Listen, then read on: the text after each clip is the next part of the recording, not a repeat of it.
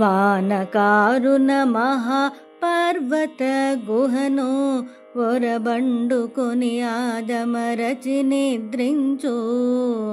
కొరలు సింగంబు మేల్కొని ఉగ్రరీతి జృంభించి సటలు విజృంభించి చూచి అటునిటు కదలిమై పటపట విరచి సారించి నిక్కి దశలు మారు మ్రోయ గర్జించి గంభీర గమనము తోడ వెలువడు నట్టుల వేంచేయుమయ్యా.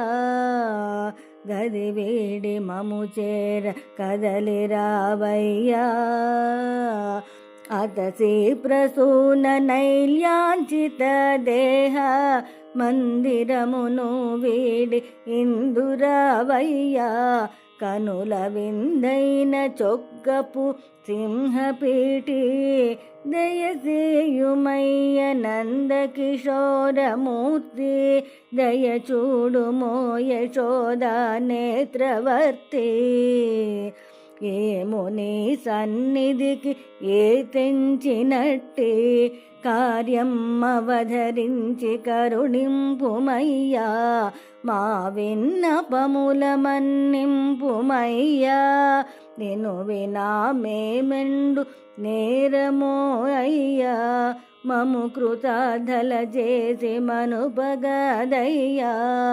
మననోము జగతికి మంగళప్రదము. మననోము జగతికి మంగళప్రదము.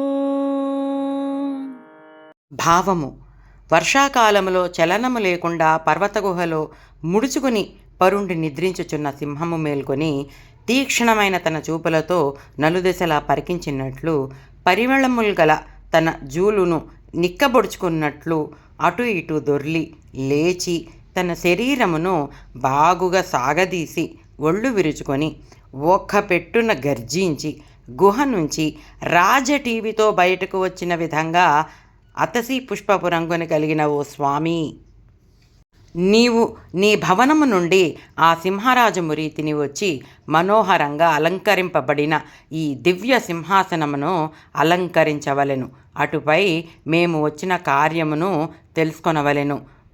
తెలుసుకొని మా అభీష్టాన్ని అనుగ్రహించవలెను అని స్వామిని గోపికలతో కూడిన ఆండాళ్ళ తల్లి తమ మనోభీష్టాన్ని తెలియజేసింది.